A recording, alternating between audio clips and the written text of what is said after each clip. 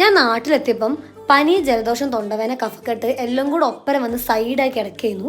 അപ്പോൾ വിഷ്ണു വിളിച്ച് പറഞ്ഞു, നമുക്ക് അച്ചൻകുളം ഒന്ന് കണ്ടേച്ചും വരാം, നീ എണീക്കി, ഇങ്ങനെ സൈഡായി കിടക്കില്ലായിരുന്നു. അപ്പോൾ പോയപ്പോൾ ഇതാണ് അവസ്ഥ, അച്ചൻകുളം നിറഞ്ഞിട്ടില്ല. അപ്പം നമ്മൾ ഫ്രണ്ട്സിൻ്റെ അടുത്ത് വിളിച്ച് ചോദിച്ചപ്പോൾ അവർ പറഞ്ഞു മഴയുടെ കാടിനെ ലേശം കുറഞ്ഞതുകൊണ്ട് അച്ചൻകുളം ഒന്ന് താന്നതാണ്, നിറഞ്ഞായിരുന്നു എന്ന്. അപ്പം ഇത് കഴിഞ്ഞിട്ട് വേണം നമുക്ക് അമ്മക്കുളം കാണാൻ വേണ്ടി പോകാൻ. എനിക്കാണെങ്കിൽ ഈ വെള്ളത്തിൽ കൂടെ നടക്കുന്ന സമയത്ത് തുമ്മൽ വന്ന് തുമ്മിക്ക് ജലദോഷമൊക്കെ കൂടി ചെറിയൊരു പാറ്റൽ മഴയും കൂടെ ഉണ്ട് കേട്ടോ. ഞാൻ വിചാരിച്ചായിരുന്നു ഞാൻ എവിടെയെങ്കിലും കെട്ടിമറിഞ്ഞ് വീഴും എന്നുള്ള കാര്യം.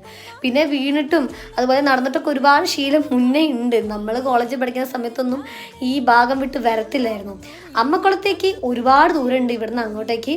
അപ്പം സാധാരണ അച്ചൻകുളം നിറഞ്ഞ് പൊങ്ങി ആ നടവഴി പാത മൊത്തം ഈ അച്ചൻകുളത്തെ വെള്ളം അങ്ങനെ ഒഴുകിയായിരിക്കും. എന്നിട്ട് നമ്മൾ ആ ഒഴുകുന്ന വെള്ളത്തിൽ കൂടെ ആ വഴിയിലൂടെ അങ്ങനെ നടന്ന് അമ്മക്കുളം എത്തുകയാണ് ചെയ്യുക. ഇവിടുത്തെ വെള്ളം മൊത്തം അമ്മക്കുളത്തേക്കാണ് കേട്ടോ പോകുന്നത്. അപ്പം ഞങ്ങൾ അങ്ങോട്ടേക്കും പോയിട്ടുണ്ടായിരുന്നു.